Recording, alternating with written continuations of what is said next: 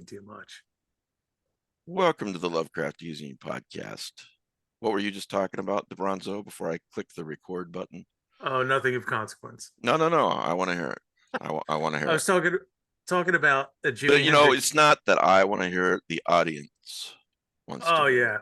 yeah, every The word. millions of people watching and listening want to hear this.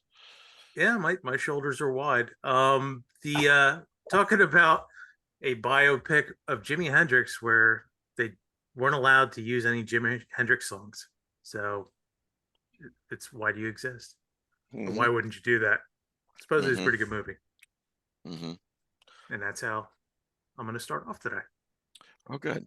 And your name is? Michael DeBronzo, architect artist, here for your pleasure. Awesome. Tanya Ransom is here. Hey, Tanya. Hello, Mike. How are you? I'm all right. How are you? Understood. I'm all right. Yeah. Do you want to introduce yourself or no? Oh yeah. I'm sorry. I totally can do that. No, that's fine. I'm Tanya Ransom, creator and executive producer of Nightlight and Afflicted podcasts. Your bookshelf is driving me out of my mind. It's tilted on its side. For God's sakes. How can you tell?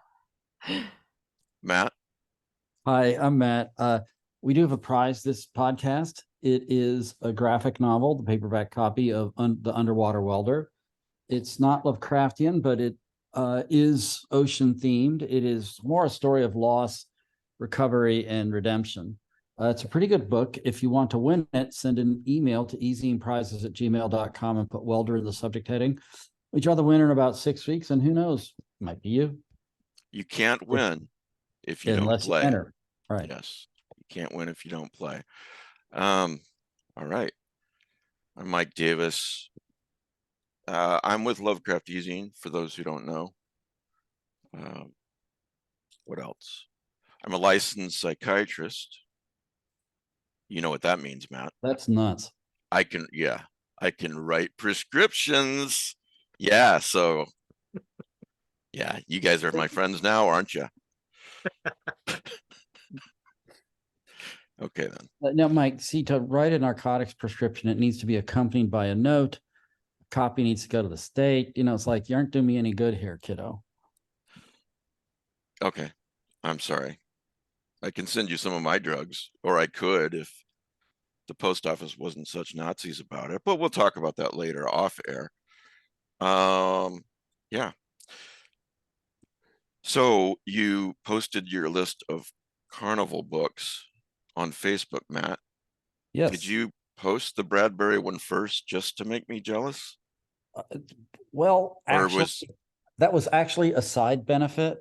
Okay. Because I thought I'd put it isn't really in order, but the first few books mostly are some of the best. Like Something Wicked This Way Comes is probably the best novel set around a traveling show or circus or carnival, I think. And then there's that Ellen Datlow anthology is on there, plus the very famous, what is it, The Circus of Dr. Lau, that famous novel from the 30s is on there. I noticed that you don't have Richard Lehman's The Traveling Vampire Show. I don't like Richard Lehman. I thought it was schlocky shit. It definitely, I would say mostly is, even though it can be a fun read, but that's probably his best. Yeah. How do you really feel, though? It sucks. Me or Matt? Both of you. Now, have you read Richard Lehman? No. Oh, I mean, if I have, I've blocked it out. It's like a hormonal. It's like a hormonal 13-year-old male is writing it. Do you know who Edward Lee is?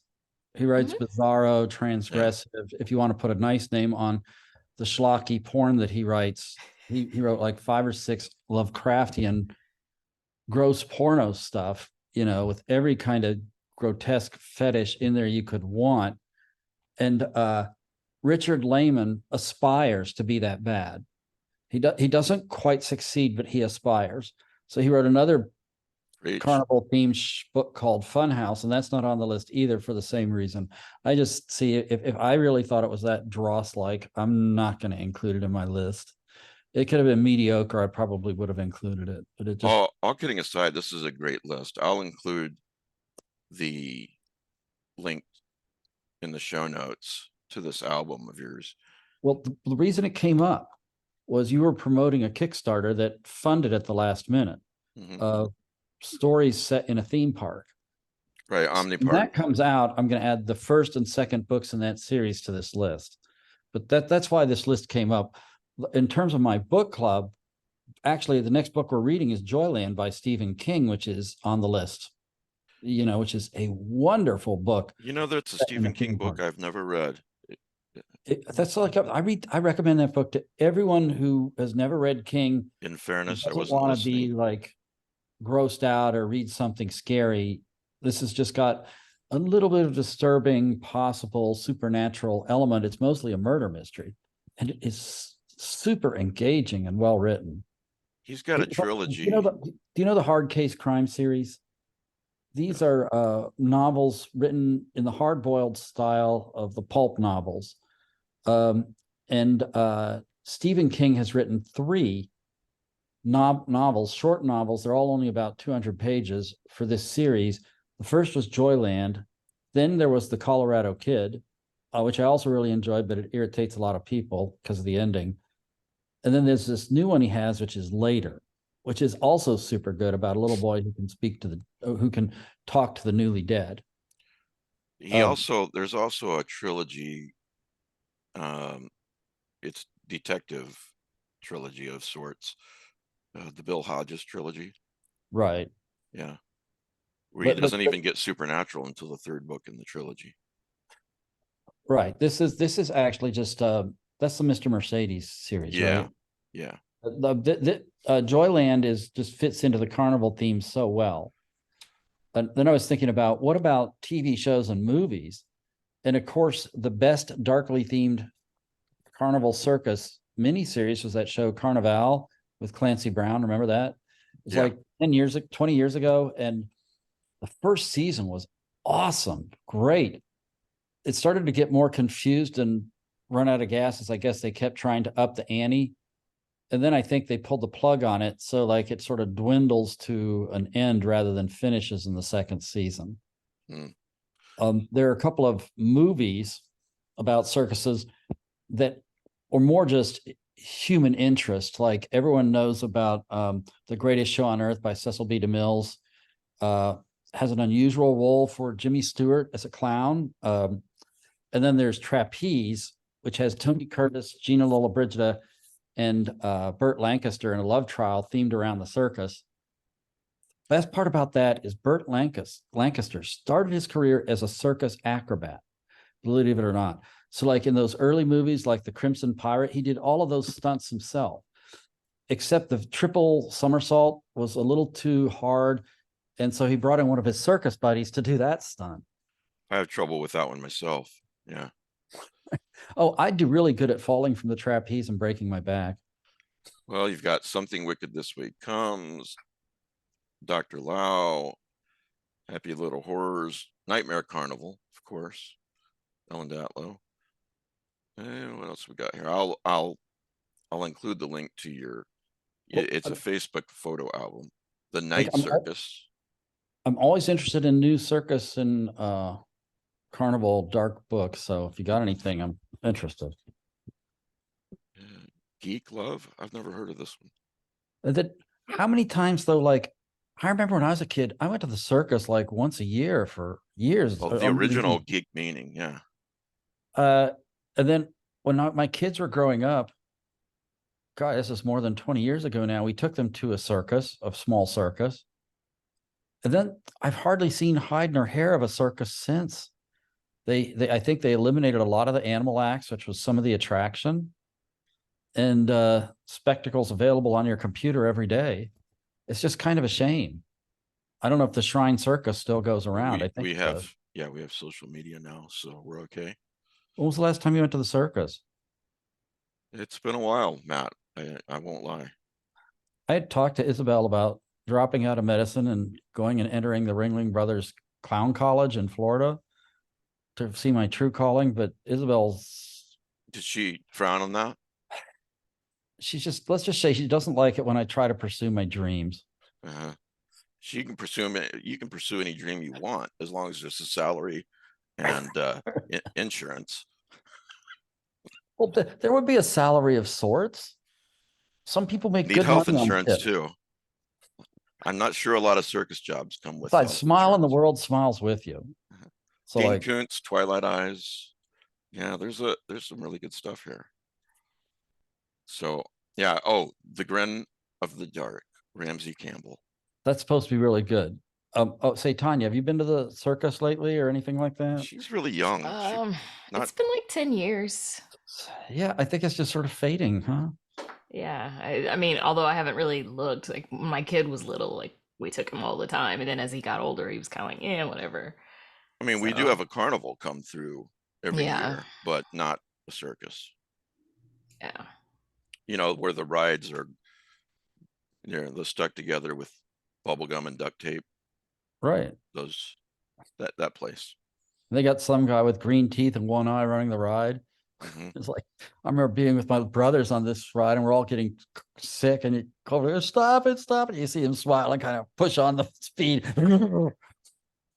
I'm really proud of the notes that I make for this show so that I remember to go over everything. For example, this one says book. I have no idea why I wrote that, what it means. I think I'll just, okay, we talked about They're book. like notes that I write to myself, You're and probably I'm thinking about always Shepherd confused. Book and Firefly. Don't forget to write little things like, I love you, you're doing good. You know, I write those notes to myself. Do you do that, Tanya? No, my kid writes them for me though. Like Oh, there's a that's little even better. gum wrapper that he wrote "I love you" on that I have stuck to my monitor. Yeah. And then I know parents, we do that, right? And we frame them and everything. And the kids, 10 years later, he's like, why the hell you have that? Well, right now I just get like notes about like, we're out of eggs. Or from your kids, I need more money for college, Dad. Not or looking something forward to like- those days. Or something like, you know, what I'd really like, Dad, is to borrow the car keys. See you later. Can I have them, please? Okay, then. Evil Dead Rise, huh? What a movie. It's great. It's a movie. It's not great. No, I was underwhelmed. Did anybody else see it? I saw half of it and then I stopped. I thought, Yeah. I'm getting up there. I only have a limited number of hours left. I'm not going to spend it doing this. It's not like it's a bad movie. It's just kind of like, I don't know. I really enjoy the original 3 movies. I'm okay with the remake. The second one's just kind of like, it's there. You know, it's depends what your expectations are. My expectations are that something happens before the first 45 minutes goes by. You could, I mean, it just didn't knock my socks off. By the end of it, you know, I looked at my better half and she looked at me and I go, what'd you think? And we're both like, you know.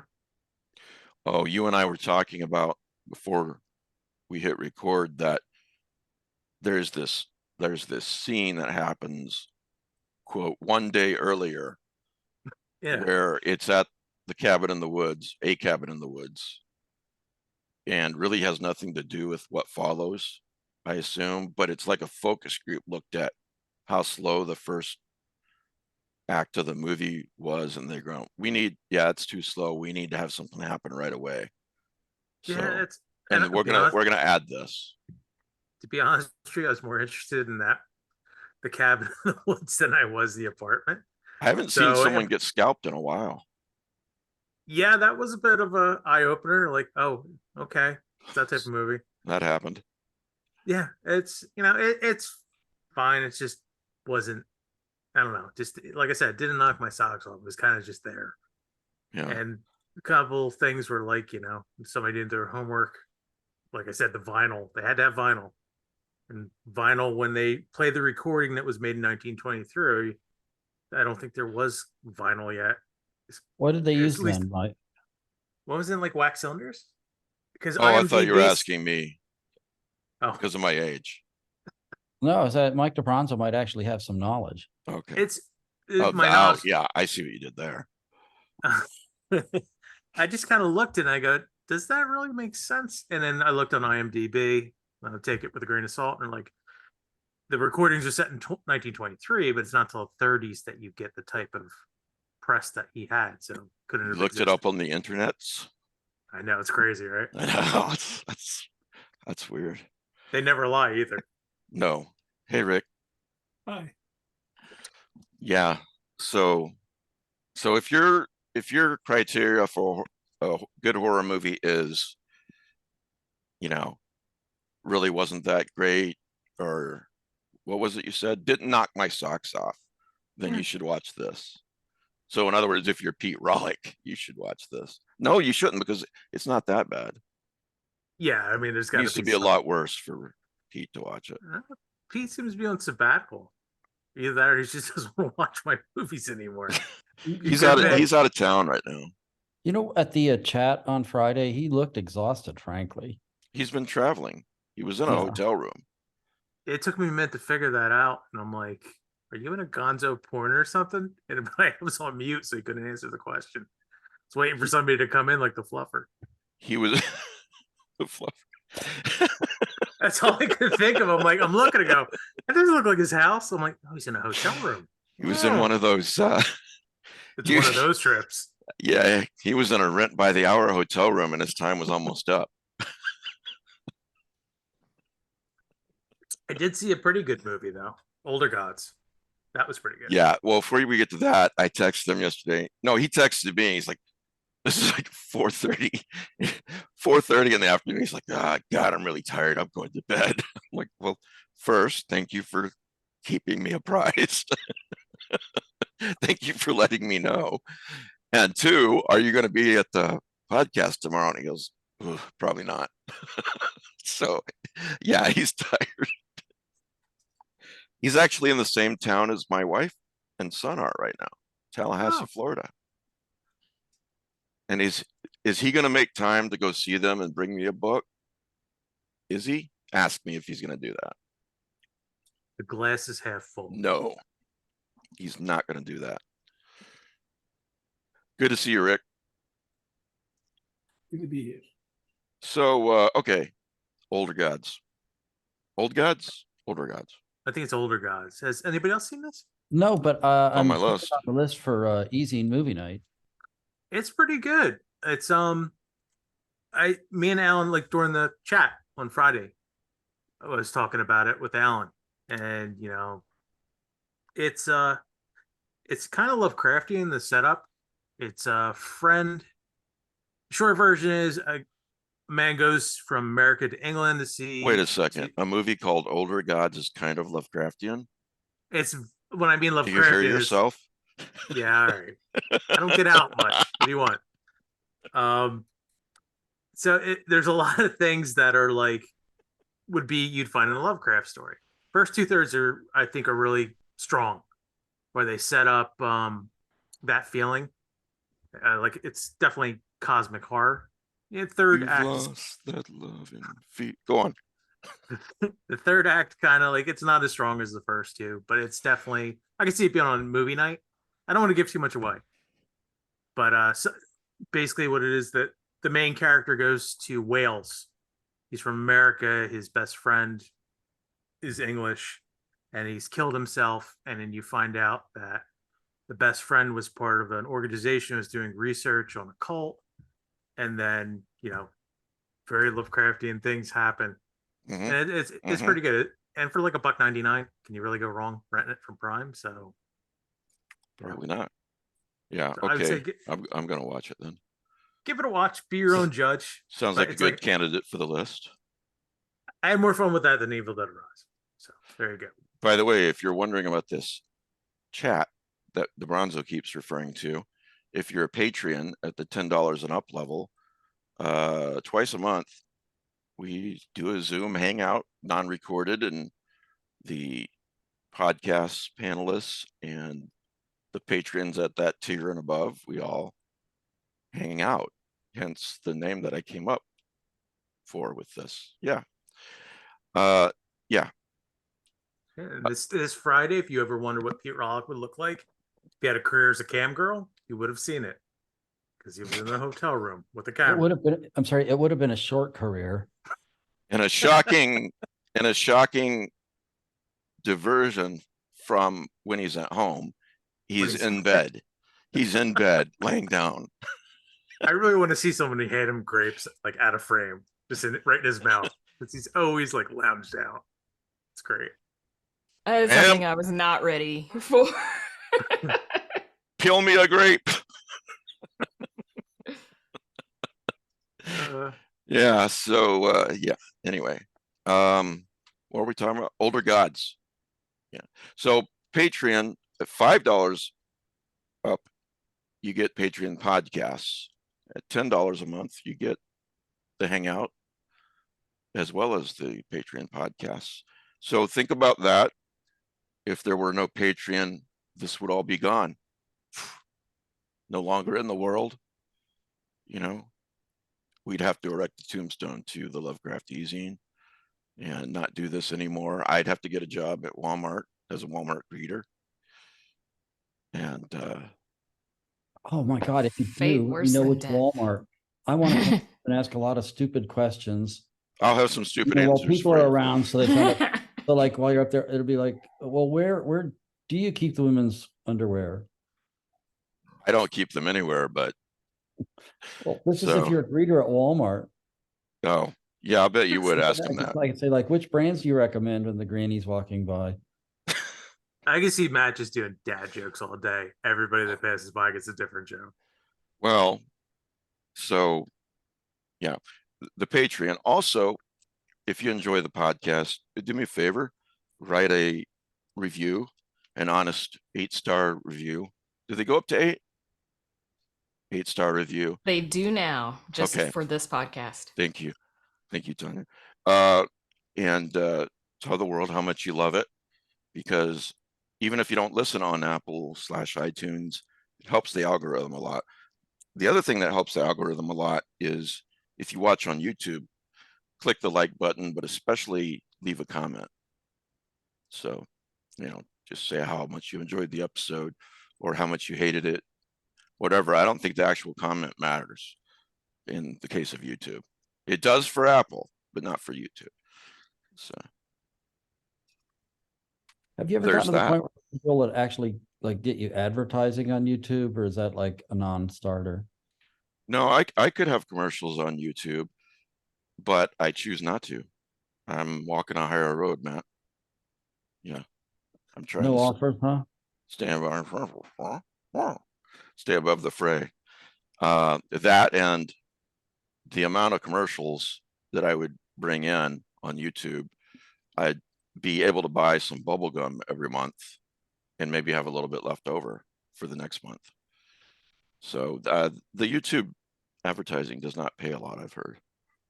So anyway, and the other benefit is those of you who watch on YouTube, you don't have to sit through a 5-second commercial. None of us wants that. Anybody watching a show called Silo? It's on Apple Pay. Or Oh, Apple here we TV. go. I don't Please, get Apple please, TV. please tell us why. Well, I'm already spending Uh-huh. hundreds of dollars on streaming services. It's just another one. It's you have hard to cable? stomach. You have cable? I got cable, but it doesn't include Apple TV. No, you should not have cable. How many times are we going to have this Well, the conversation? thing is, if I don't have cable, I don't get Premier League soccer. Yeah, you can. You can get it on streaming. No, I can't. Yes, you can. No, I can't. Yes, you can, Mr. AOL. It's like I have to. It's like, but I already have like I have Disney Plus, Netflix, Amazon Prime, with a couple of add-ons like BritBox. Forgot to tell you we're protesting Netflix. You're going to have to cancel that. I have Paramount for Star Trek and a couple other things like Top Chef. I saw, as fascinated as I'm sure everyone is by this list, I saw a commercial. Well, look how much money that is, and you want me to buy Apple TV? No, I want you to cancel Netflix and get Apple TV. That's Why what I would I want you to cancel do. Netflix? How else am I going to watch, the crap that I watch on there? Because the reason why you would cancel Netflix is because they've got this new thing. This is why you can't get Netflix on movie nights, where if you're not on the in other words, my 80-year-old mother, sorry, Mom, I advanced it by 2 years, but close to 80-year-old mother, I'm paying for Netflix in the apartment building, one building over, and suddenly she can't watch Netflix because Netflix has this new policy where you have to be on the same Wi-Fi because they're tired of people sharing passwords. No exceptions. No exceptions for grandmothers who aren't hurting anybody. So anyway, next topic. Silo looks really good. I saw a trailer for it, and it's set in some point in the future after something has happened to Earth, and people are living in this silo that's got, I guess, hundreds of levels, and it's got really good reviews. This looks like a really good sci-fi dystopian show, but since none of you have seen this and can recommend it, we'll move on. Let's see here. What else do we got? Did you see that Star Trek episode? Which one? Oh no, I haven't had a chance to watch it since Friday. Yes. Sorry, Rick. I'm talking about charades. Yeah. Okay, here's something you can comment on, and then we'll move on to some real topics. If you're watching on YouTube, and even if you're not, go to YouTube and type in a comment. No help from you guys, okay? Because I know you guys know the answer to this. Which of these things are not true about Mike Davis? Ready? Number one, I play the guitar. No, I'm sorry. Which of these things are true? All right. Now that I've got this down, which of these things are true? We lost interest ages ago. Play the guitar. I once won $100 in a nationwide poetry contest. 3, I majored in English in college. Or 4, I know at least one person in every state in the United States. So you can think about that, comment, then we'll move on after we've thought about this for 15 minutes. John dies at the end. You just saw that? Yes. So I was having that issue we mentioned with Netflix might be what was causing me problems. We're trying to finish Archive 81. Well, I'd love to blame it on you, but I think that's what it is. I'm Netflix. going to see if I can do something to get around it. But Mhm. so instead, what we did was at the last minute, we decided to watch John Dies at the End, which I knew a little bit about, but not very much. And it turned out to be really good horror comedy. There were some very funny lines in there. There was a sort of funny, sardonic viewpoint throughout the whole show with a very well-written script and lines. And it was actual cosmic horror too. So I think everybody who watched it last night really enjoyed it. I think it probably needs to go on your list of cosmic horror movies, even though it's very comedic. Yeah, I thought it was, but I'll correct that. Probably put Older Gods on there too after I watch it. DeBronzo, did you say this was the same director that did Bubba Hotep? Or John Dies at the End? Yeah. Yeah, it's Coscarelli. Okay. He did Bubba Hotep and Phantasm. Oh, okay. All right.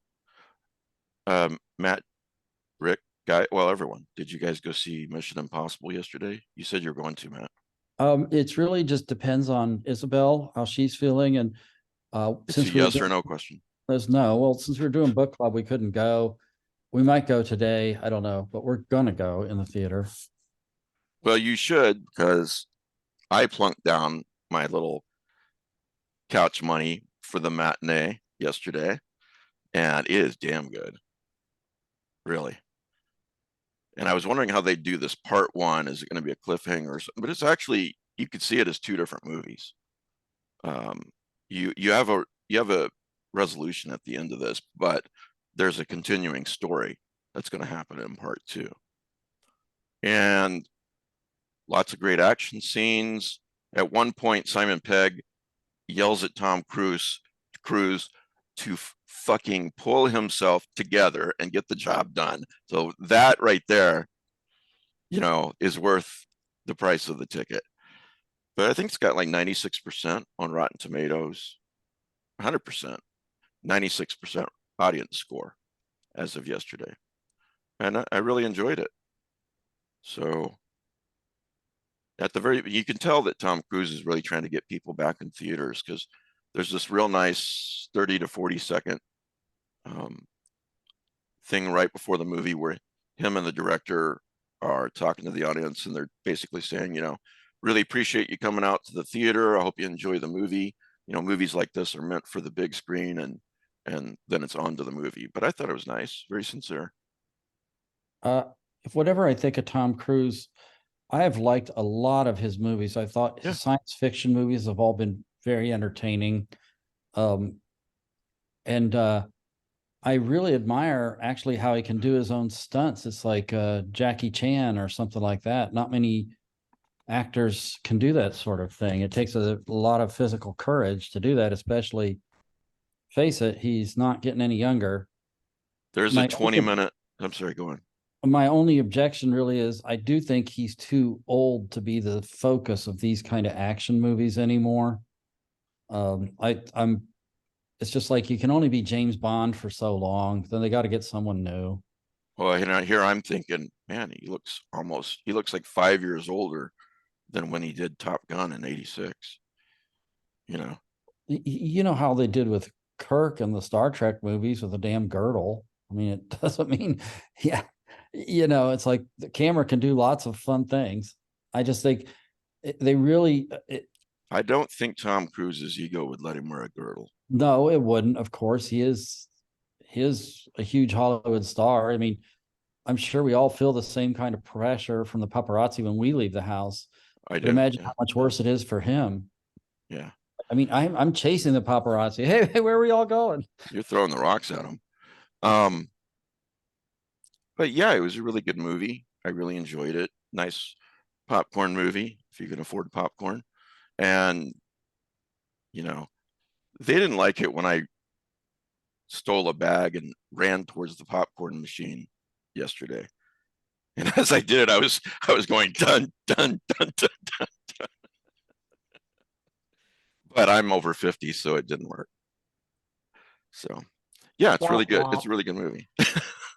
Thank you, Tanya. You're welcome. All right, so yeah, John dies at the end. I will add that. Mission Impossible. In a few minutes, Tal Manir is going to join us. They are one of the people, is that right, Tanya, who started Dracula Daily. So I'm sure you'll have some very thoughtful questions for them, Matt. Right? What? Good. Very good. Very good. So what, if I'm interpreting what you're saying, we're going to want vampire jokes? You're not interpreting that correctly at all. No. Oh, this sucks. Yeah. I got more. Oh, good. Good. Thanks for the opportunity. Yeah. Well, while we wait, Blue Beetle. Is everyone looking forward to the Blue Beetle movie? I don't even know what the fuck the Blue Beetle is. I don't either. I was like trying to watch y'all's faces. Like, am I out of the loop here, or? Well, you'd have to be a DC Comics nerd, as DeBronzo and I are, but even we are not looking forward to the Blue Beetle movie. Pretty indifferent to anything coming up. I think they want this to be the DC universe's Spider-Man, but the Blue Beetle is not nearly as popular as Spider-Man is. So what do you think, Rick? Rick knows who the Blue Beetle is. I like the second incarnation of the Blue Beetle. I don't like the third. Yeah. No. It was originally some company before Charlton Comics. It wasn't a DC property. And originally was a policeman who had this super strength and super speed, and he got it from some ancient Egyptian scarab. And then they killed him off. Steve Ditko, Spider-Man, killed him off, and they created the second incarnation of the Blue Beetle, who was a Batman type character. and like was it Owlman and Yeah. Watchmen? Yeah. He was No, Owlman. it was, I forget that hero's name. Night Yeah, Owl? but go on. Was it Owlman or Night Owl? Something like that. Yeah. That was the base. That was the inspiration for second version of Movie.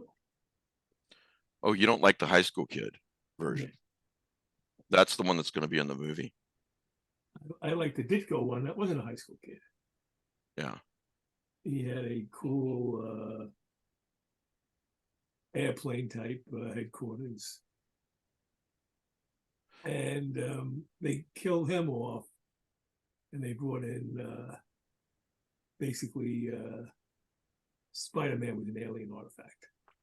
Right.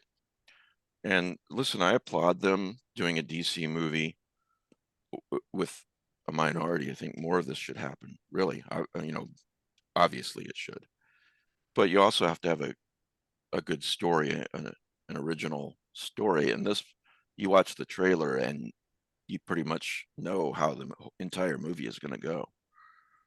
So, yeah. Anyway, Tanya and Matt are looking at us funny, but the audience cares about this. I promise you. The problem is that with superhero movies, they're becoming too cliched in the first entry. Yeah. You know, you got the origin story. He's got to have a villain who's got somehow connected to him. So generally, they have the same powers. Right. And it just gets. Yeah, exactly. Iron Man 2, for example. That kind of thing. I just reread Bedtime Return, or as most people know it, Somewhere in Time by Richard Matheson. I reread this for the second time in 40 years. And I got to Danielle and Logan are out of town at her sister's, as I mentioned. And I'm alone in the house. I get to the end. And look, it's been 50 years since the book came out. And 40 years, over 40 years since the movie. So that's a great shot of your stomach. Thanks, Matt. It's something I was reaching. Oh, okay. Washboard, just like me. Just like me. Six pack right there. Anyway, so I get to the end of the book. I'm all alone in the house and I'm like, oh shit, I am depressed as hell now. You know, I mean, it's not like I didn't know it was coming. But twice in 40 years, and it's a beautiful book. You should read it if you haven't read it, if you've only seen the movie. Is that the one about H.G. Wells chasing Jack the Ripper through time? That's Time After Time.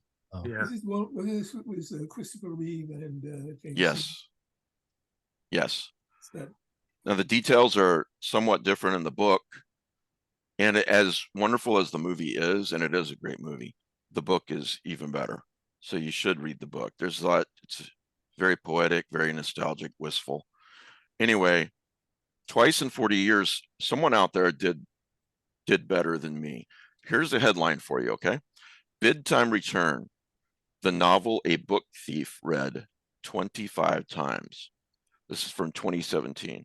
Earlier this week, I'm sorry, this is from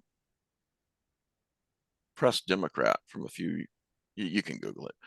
Earlier this week, a Montana library received quite the surprise when one of their lendable books, Bedtime Return by Richard Matheson, aka Somewhere in Time, was returned after 35 years. Now, I've kept the occasional book late, but it seems that the man who borrowed it, in quotes, loved it so much that he read it 25 times since the book came into his possession, since he stole it, you mean, in 1982. The book-loving thief even had the book restored and signed by the author before he sent it back to the library, along with $200 to make amends.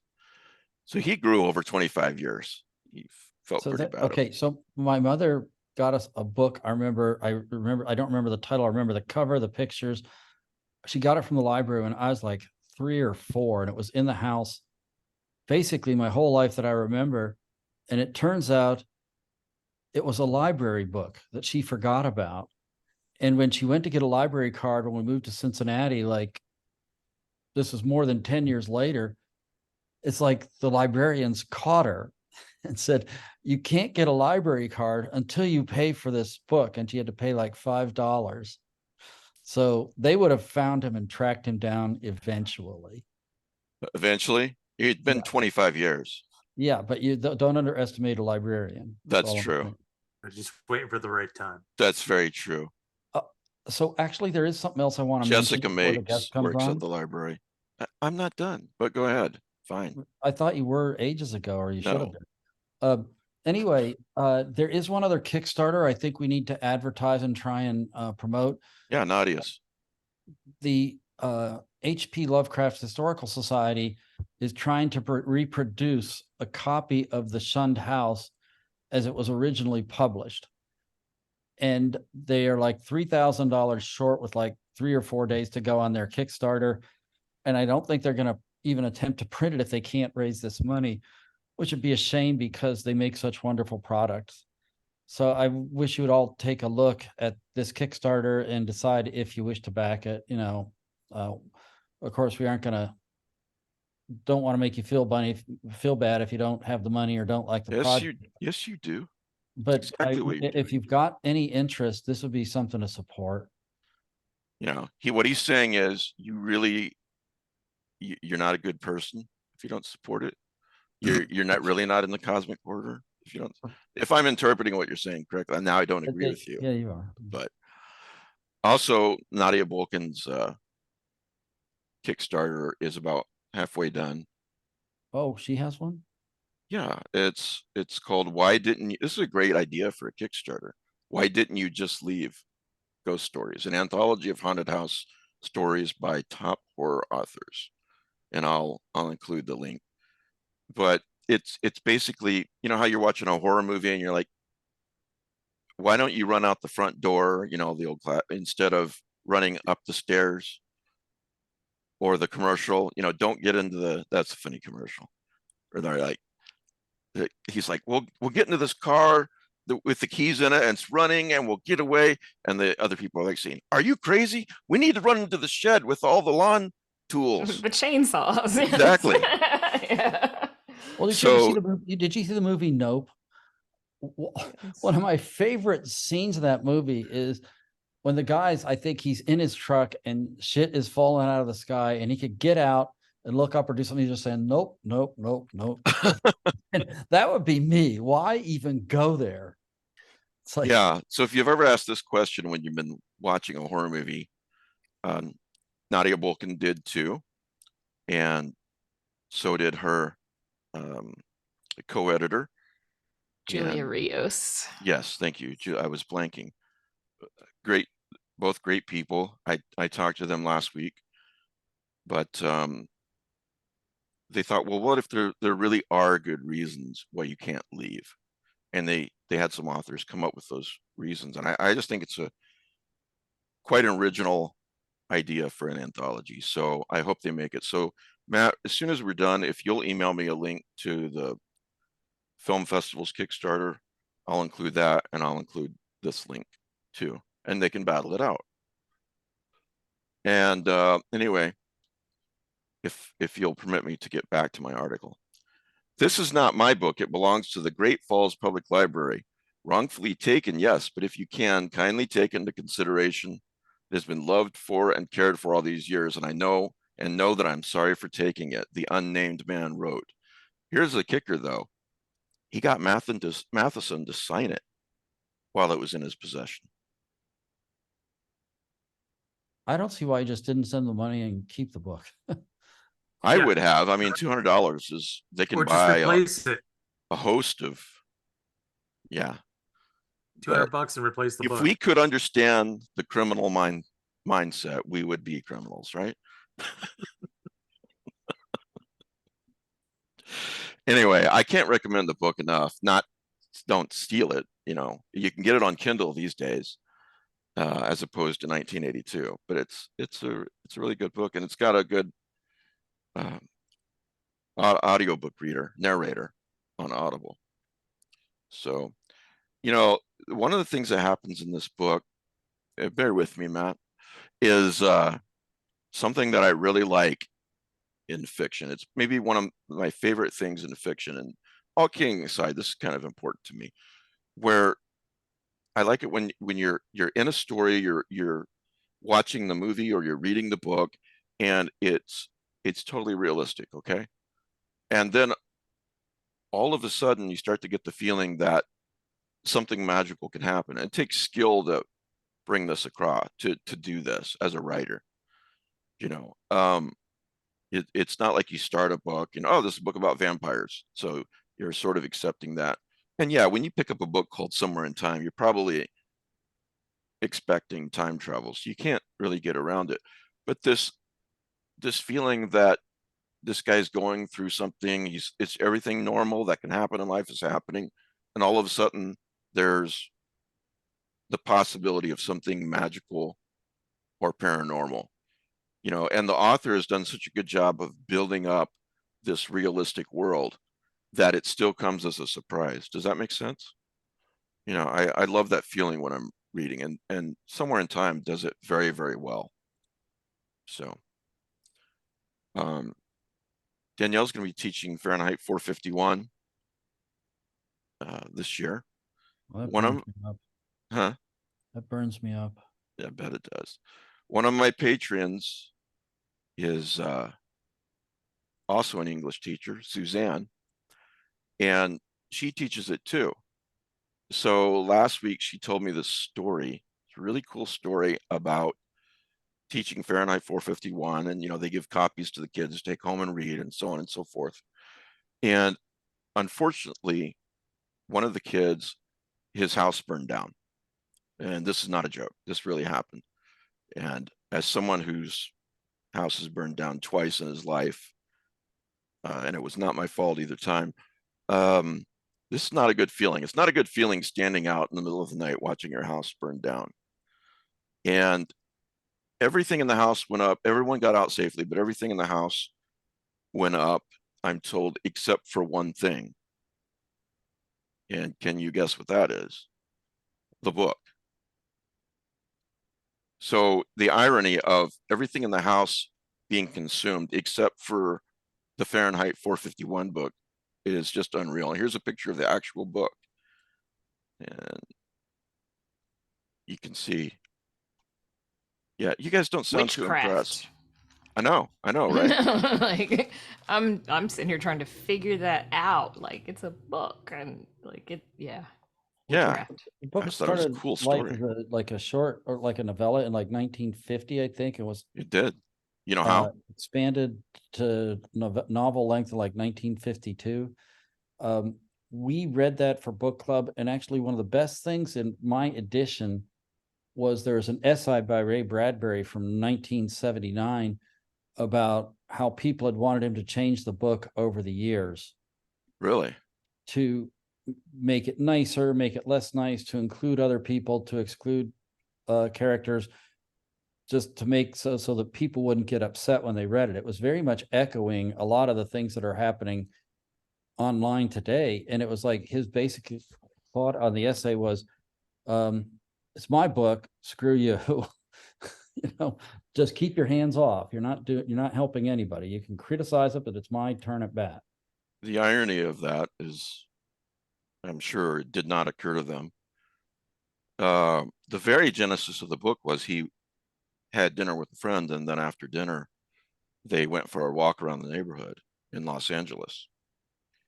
And a policeman stopped them and said to them, "What do you guys think you're doing?" And Ray Bradbury said, "Putting one foot in front of the other." This is a direct quote. And he said, which was apparently not what the policeman wanted to hear. But Bradbury was so incensed that a cop would stop him for no other reason than walking down the street, that he wrote a short story about it, and then later expanded it and changed a lot of things to become the novel. But that was the genesis of it, the very first. Yeah. If you want, Mike, I think I took photographs of this essay and I can send them to you. It's really a good read. Yeah, that'd be great. Yeah, thank you. Appreciate it.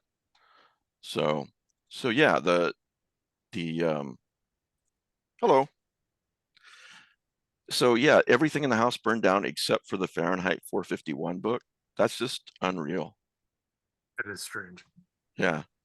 Yeah, and the picture of the book I showed, hopefully people can see it, but it's obviously it's charred and you can tell. So thanks, Suzanne, for that anecdote. So Tal Manera is here. Hi, Tal. Hello. How are you? I'm good. How are you? So you're friends with this gal here, right? Tanya Ransom? Oh, yes. Yeah, I guess. Tal is one of my favorite people ever. So I'm super, super excited that they're here today. Well, thanks for taking a few minutes to do this with us today. So, Of course. so a couple of months ago, when it was time for this year's Dracula Daily to begin, sorry, I should back up. Tal is one of the folks who came up with the idea and the concept to do Dracula Daily, correct? I came up with the idea to do it as a podcast, but the idea in of itself was all Matt Kirkland. Oh, okay. Well, it's a great idea. I'm glad you guys are doing this. And a couple of months ago, I thought, this year, let's with the podcast, we don't do this every week because frankly, sometimes I forget, but to talk about what's the latest episode of Dracula Daily and kind of everybody read the book together. And, it's bringing back this episodic, for example, watching TV, at the same time. That used to happen for you youngsters out there. Everybody used to watch Bosch at the same time, for example, back when Bosch was in the air in the early 1980s. And so this sort of brings back this feeling you're reading the book more or less when other people are.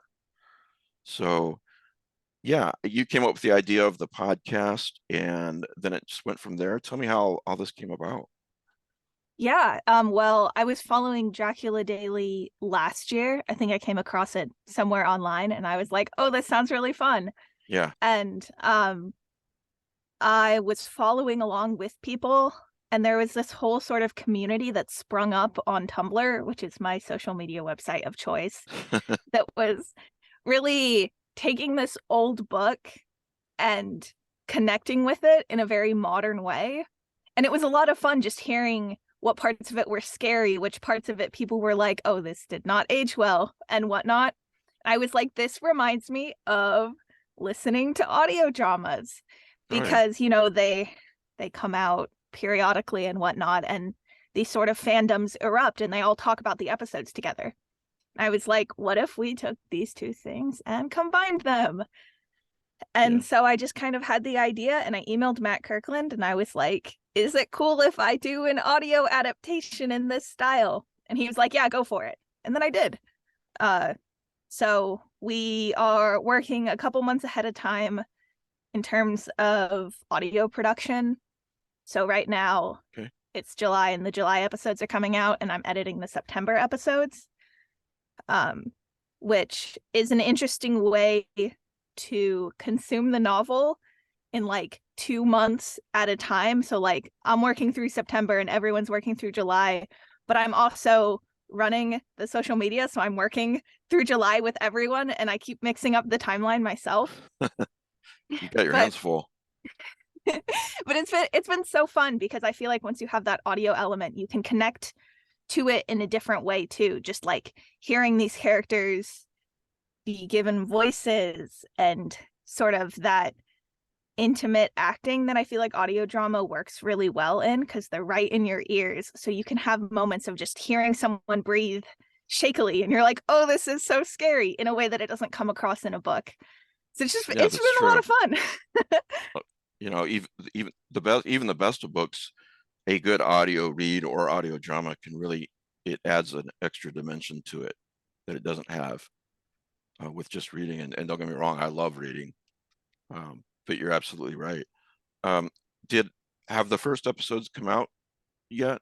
and I missed them? Yeah. Okay. So the first episode was May 3rd, and Oh, so we you're doing have on the same dates as well. Okay, I'm sorry. I doing on the same misunderstood. dates. So June, July, right now, there's not that many episodes, which is great for my backlog.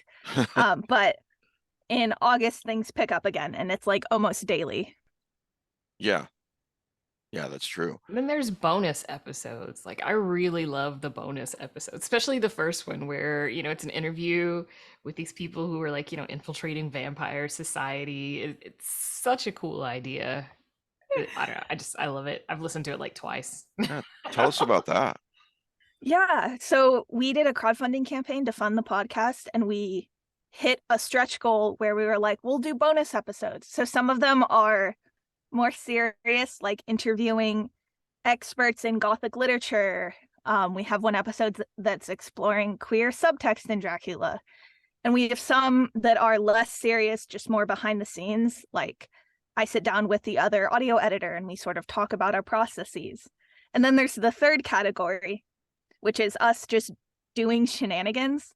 So we did a April Fool's Day episode that was a quote unquote real interview with vampire hunters. And in reality, it was one of our producers sitting down with two very funny improv actors and just riffing. And I That's think awesome. like it's revealed that they're probably vampires in denial. And it's just like it goes everywhere. And at the very end, we're like, April Fools, you probably realized it, but these aren't real people. But it's so good. It builds the world of Dracula, I think, in such an interesting way, and like brings it into the modern world. Like, what if this were to happen today? What could potentially happen here? And I love that exploration of that. I mean, I love the other, educational ones too, but that interview was hands down my favorite. Like I cannot get enough of listening to that one. I love people that will just play in the space with you and just yes and each other. It's a good time. So it's like those episodes are like a They Live in the Shadows type thing. Yeah. I'm assuming. Yeah, not serious at all. Yeah, that one was very much like that. I think that's probably why I love it so much, honestly. Well, before we go on, is it called Dracula Daily, just like the read? It's called Regarding Dracula, except in written form it's RE:Dracula, so kind of like an email. Oh, okay. Right. RE:Dracula. So if they want to find this on Spotify or whatnot, that's what they would search for. Yeah, it should be the first result. Okay. Yeah, and it's a very popular podcast, so it'll be up high on the charts. It better as well. be, or I'm If going to you write to my really congressman if can't it's find not. it, just go to the fiction charts. It's going to be up there. Well, that's great. Congratulations for that. Thanks. Yeah, that's really great. Matt, you had a list of brilliant questions you wanted to ask? Well, questions anyway. No, I just think I was wondering. I think this is a very clever idea for a way to consume a book. I mean, we have done something sort of similar with Roger Zelazny's novel, A Night in the Lonesome October, which has 31 chapters, each set for a day in October. And there are a lot of people, this is never endorsed by the author or created by the author, but it just sort of evolved, who will get that book and read the chapter for the day through the whole month of October.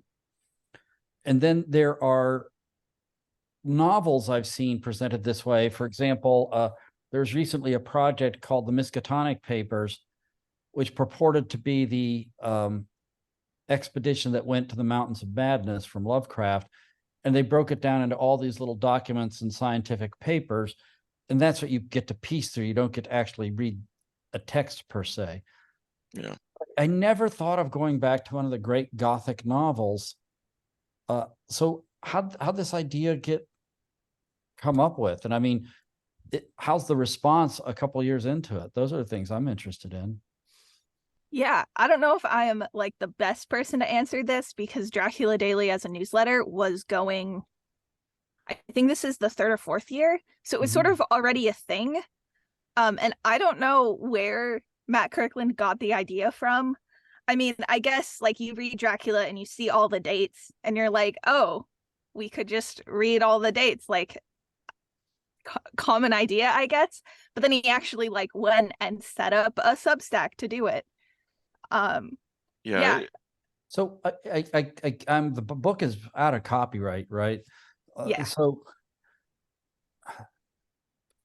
but sometimes, like just again for Lovecraft, not because he's the same kind of book or anything, but a lot of his text is out of copyright now, except if like Joshi went through and took the text and edited it against all sources and then said, this is my edition of the text, that's still in copyright, the corrected text. So I'm assuming you have no issue with getting access to the actual corrected text or anything like that. Yeah, I think for Dracula, there isn't really a similar situation of like corrected text. I mean, Bram certainly made a number of mistakes, but people just kind of roll with it. I think there's one character who has like 3 different hair colors in the book. So we haven't had any copyright problems because it's just so enmeshed in both its time period and just everyone's been making Dracula adaptations, and it's kind of a common thing at this point. So we could get away with it. And we made a couple changes of our own too. Oh, We changed about 30 words because we didn't want to have our actors reading slurs. So we kind of were like, this is our adaptation and we can decide what we want to include and inflict or not inflict upon our audience. And from the beginning, that was one of the calls we made. And it was sort of very interesting to edit Bram Stoker's Dracula, but we did it anyway because we could. Yeah, I've got is this in the print edition too?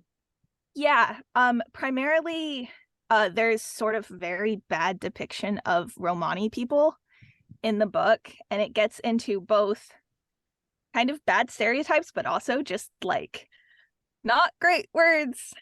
So, oh, go ahead. Oh, I'm sorry. You were saying.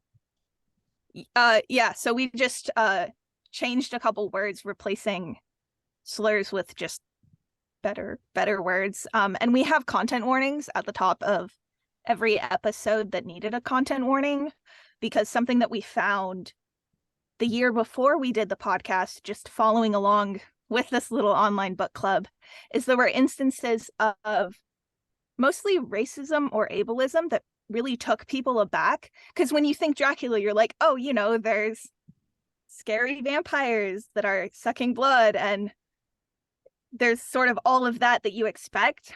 But then there's also this whole subplot with an asylum and Dr. Seward. And like, it's the Victorian era. That man is not treating his patients very well. So we had to include some content warnings so that people who could be triggered by terrible treatment of patients in a hospital would not be so taken aback or put in a really bad place. Regarding the I guess podcast, I can see why you're doing this, but my bias would be you don't go and edit the author. What you do is you have a discussion or footnotes putting this into context. But I see why you're doing it. It's not something I'm particularly comfortable with, is actually going back and changing the author's words. It's like the author has to answer for them, to the reader. Yeah. What you're doing is sanding off the rough edges and making him seem something he wasn't. Yeah, this is a pretty controversial decision, I'm not going to lie, but the reason we did it was because it was only about like literally 30 or less words, and it's very difficult to have footnotes in audio drama. Like, you can't have a that's a good bottom point. of the page to go look at. And then it was just also from a production standpoint, we have actors of color on our cast. We have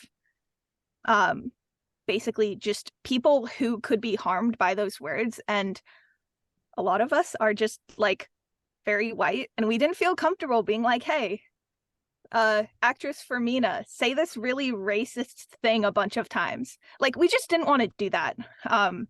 So That's understandable. we did, and we've been pretty open about it from the beginning. Our website sort of mentions it. And we do have some bonus episodes breaking down a lot of the ingrained racism, ableism, whatnot. I haven't Because listened it's to still. this. Oh, go ahead. No, I was just gonna say I haven't listened to this yet. So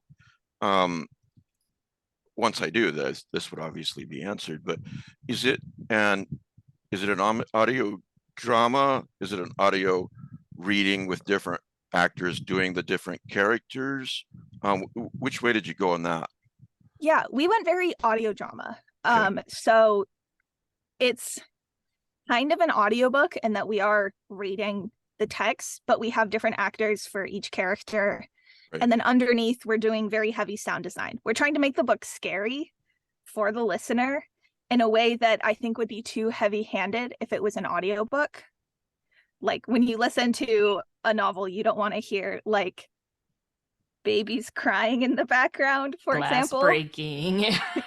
Yeah. So it's very audio drama styled. What about music, and what about the sound effects? How hard is it to get sound effects that well sound good and that are realistic enough for what you want? It ended up not being that hard because I am a sound designer, so I just I guess not. I Yeah. have a bunch of just sound effects from all my work. I've worked on other horror shows. I have music that I have the license to use. So yeah. It's not your first time, not your It's first not my rodeo first then, really. rodeo. Yeah, exactly. This is Tal's like 5th or 6th rodeo, I feel like, at least, minimum. Yeah. Well, this sounds fantastic. Well, no pun intended. So, even though, okay, so we're recording this on July 16th, there's plenty of time for folks to get on the podcast, catch up, and then, listen to it with other people as the dates roll out. So, yeah, when is the next date in the podcast? I'm trying to remember from the novel. Yeah, it is the 18th. It's the first entry for the Captain on the Demeter. So we get kind of our whole haunted ship subplot, which I'm really excited for. Yeah. Are you looking forward to that movie? It looks I good. am. It looks so good, doesn't it? One thing that you guys did that actually I didn't notice when I had read the book, although I read the book. Well, she didn't do decades the ago. reread. She did No, she's doing the podcast. Oh, I know, but Or what they the- are. I'm sorry. The, I beg your chapter pardon. when Jonathan Harker is first going into Romania, and they describe the food that he's eating, and it made me so darn hungry. Like I wanted to make these dishes. Apologize for the pronoun It's okay. thing there, Tal. Yeah, and so Dracula let's see, REDracula.live. DeBronzo just typed that in here. What does that do? That's okay. Got a really neat That's our website for it. website. Oh, nice.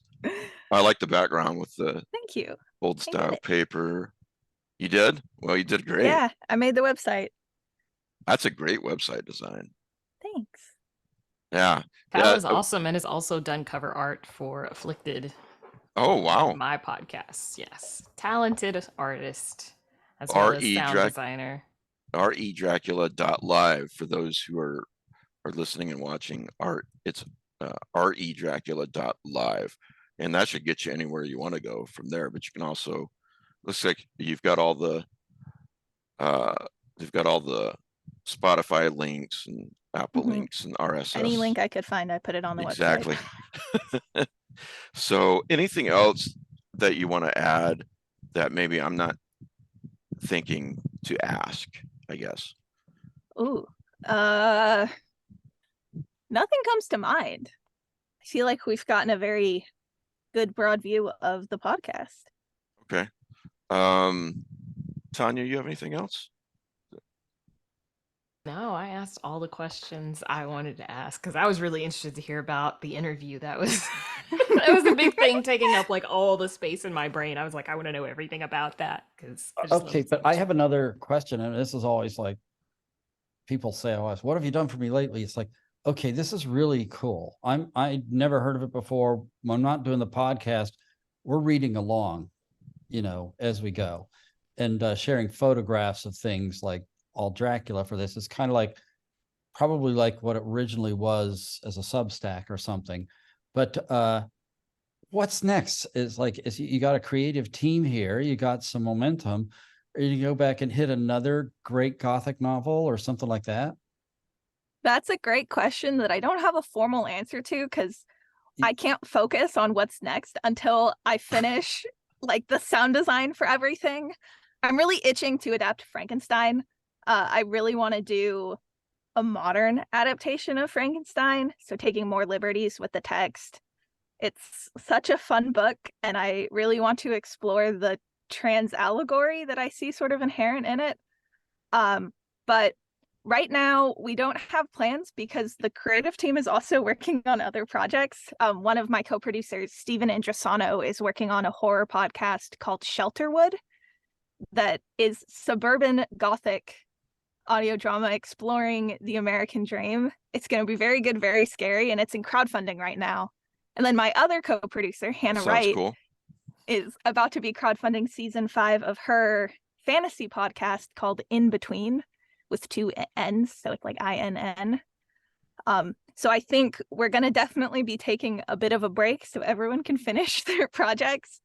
But I love my team. I really want to have the gang back together for another project sooner or later, but probably It's gonna be like the Bruise Brothers. We're getting the band back together.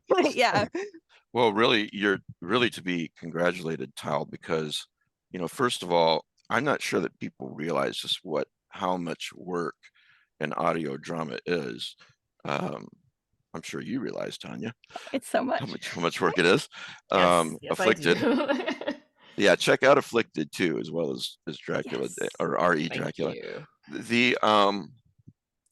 There's just so much, the actors, the sound, the background sounds, the music, and not just the music, but I've been listening to old time radio since I was a kid, from the 40s and 50s, Mystery Theater in the 70s. And here's a good example. Like, there's a certain type of music or a certain way to compose something or select a piece of music where how do I want to say this? It's almost like audibly saying the next day, or later on that day. In other words, it's kind of like a time change. There's different levels of music that they don't just convey mood, but they convey, next scene or that kind of thing.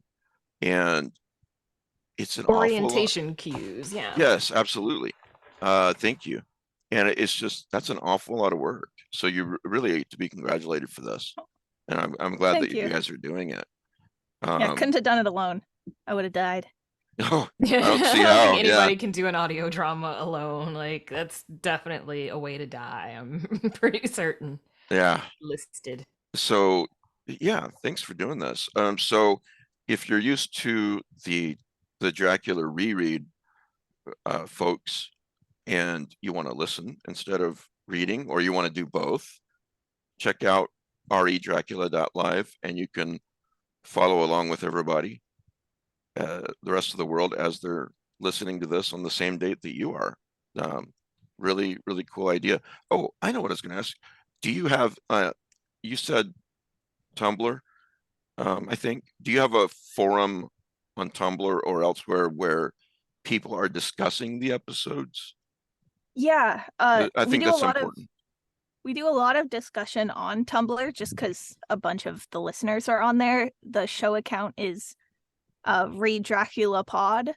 And then we also have a Discord channel or Discord server that we link in our show notes and Okay. occasionally on our social media where there's just additional discussion.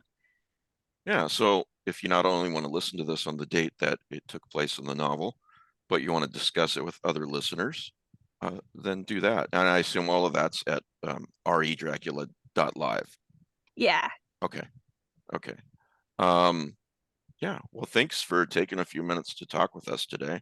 Thank you for having me. Yeah, really, this is an incredible amount of work. I'm really glad that you're at the top of the charts because you deserve to be. It's a great idea, and sounds like it's a very high quality, well done podcast, which We I'm going try. to be catching up on. I love audio drama. Obviously, I already said that. But, you know, for those of us who grew up listening to old time radio, I didn't have a TV, so I'd listen to the older ones that were being rebroadcast at 10:30 at night, you know, lying in my bed listening to them as a kid. And then as I was growing up in the 70s, Mystery Theater was on for the first time. And so, you know, you did get that feeling, especially with Mystery Theater, of, okay, let's talk about the episode that we listened to last night, you know, on KRNT in Des Moines. So yeah, it's a lot of fun. So thank you. And I'm sure you're busy as hell doing this. So thanks for taking 20 minutes out of your day to talk with us. Tal, Yeah. I think, doesn't sleep. They do everything somehow, and I don't understand how I just it don't stop. happens. I don't Yeah, know. apparently not. Like, you don't stop, you don't sleep, you just create things all the time, and they're all amazing. And Aw. I don't think you're human, and I mean that in the loveliest way possible. Thanks. All right. Well, thank you. Thank And you. appreciate it. You can just close your browser. You can hang out with us for a few more minutes, whatever you want to do. But it sounds like you've got Oh, I've got a very whole little to-do list time. to knock Yeah. out today. But All thank right. you for having me. It's been lovely. Thanks, Sure. Tal. Enjoy the I rest of love your Have a day. good rest of your you. weekend. Thank you. Bye. Bye. Yeah, very cool looking website. Yeah, They, Tal is amazing. Tal's amazing artist, amazing they're really sound talented. designer. Just, yes, incredibly, incredibly talented, and I think underrated. Not enough people know who they are. Yeah, I feel bad for the she thing, but I am trying to remember that, as old as I am. So apologies. I think that's all I've got. No, now you like it when I bore you, Matt. So, well, maybe not. You look like you're about to leave. I was All like, right. is he asleep or dead? I Yeah, can't tell he's- which one. Anybody have anything else that they want to push before we go? Are there any upcoming cosmic horror movies or series that you know about? That's a good question. Well, the Old Gods is the only one Well, that's that is new. going on the list, Mike. Thanks for telling me. I did not know about that movie. Oh, you're welcome.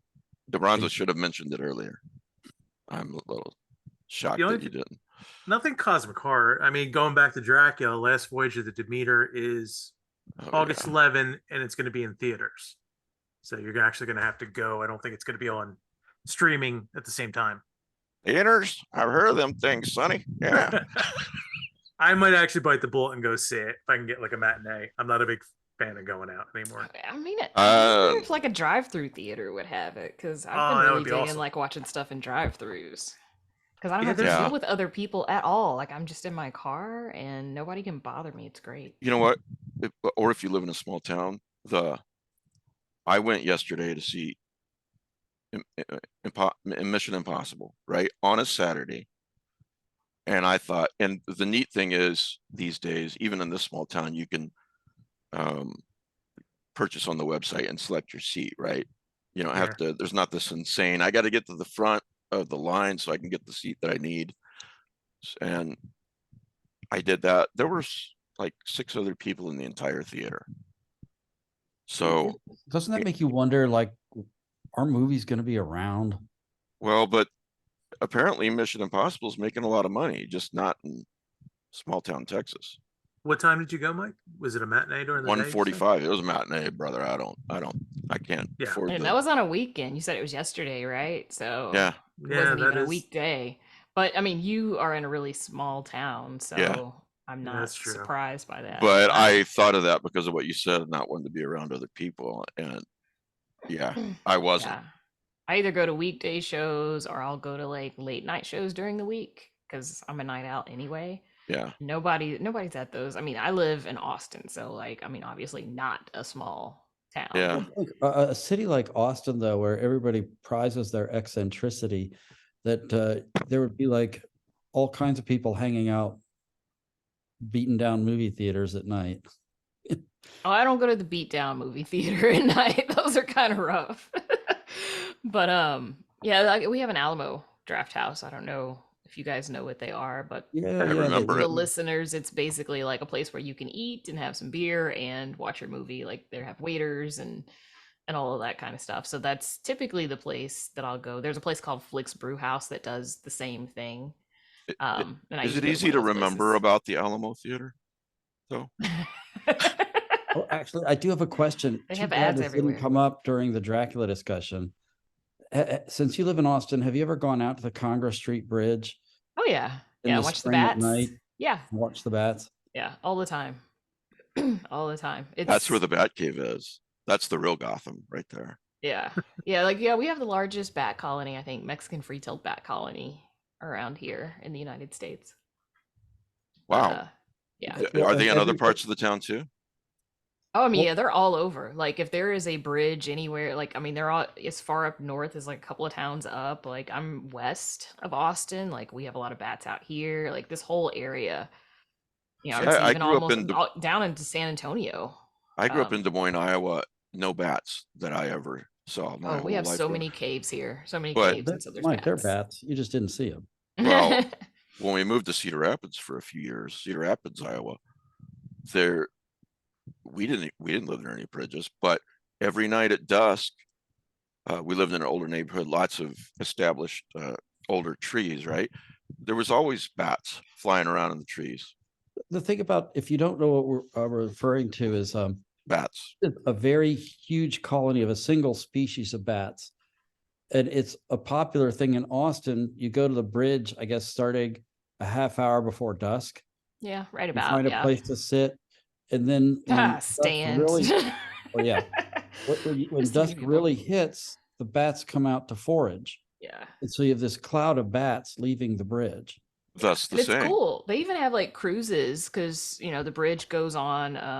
I think it's called Lady Bird Lake. They've changed the name like twice since I've lived here, and I can never remember which one they're going with now. But anyway, you can take like a cruise on the river and watch the bats as well, and that's a swear to pretty God, cool if I went experience on because they're that, like I'd have- flying directly above you.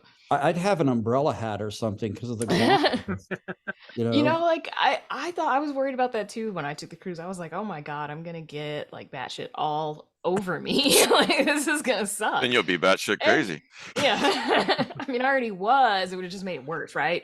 And I didn't want to make it worse, but yeah, like I was really surprised. Like nobody got hit on our boat. So The I don't bats know, I have guess- learned to be more yeah. polite. Yeah, I guess when they first take off, they've already cleansed out their systems or something. I don't know batology or whatever it's called. So I have quite the fascinating story of living in Cedar Rapids, getting up to get a drink of water in the middle of the night, and a bat had came in through the chimney, oh, through the fireplace. that's So interesting. That was a lot of fun. I I'd was be yelling, terrified. ah! Danielle woke up, thought there was a burglar in the house. And see, here we I want to think- build bat houses in our backyards because I hate mosquitoes and bats eat mosquitoes, so bats are automatically my friends. So we did They that in do. Boy Scouts. We would make bat boxes, mm-hmm. put up at the state parks nearby. Yeah. Well, until next week, same bat time, same bat channel. channel. What prize? Yes. So, but first of all, I think the name of the order of bats in class Mammalia is Chiroptera. Yes, Optera I is, do believe you're right. is wings, but Chir is fingers.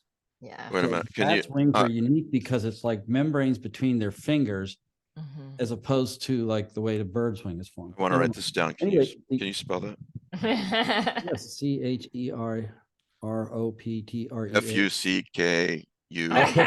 All right, so the prize is Underwater Welder by Jeff Lemire. It's a very nice graphic novel. If you want to win a copy or be entered to win a copy, shall I say, send an email to easyandprizes@gmail.com and put welder in the subject heading.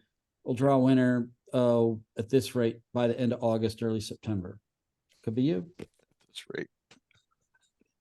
You have plenty of time if you're listening to this a month from now to get in on this prize, as with any prize that we give away. So anyway, thanks everybody. Good to see everybody. And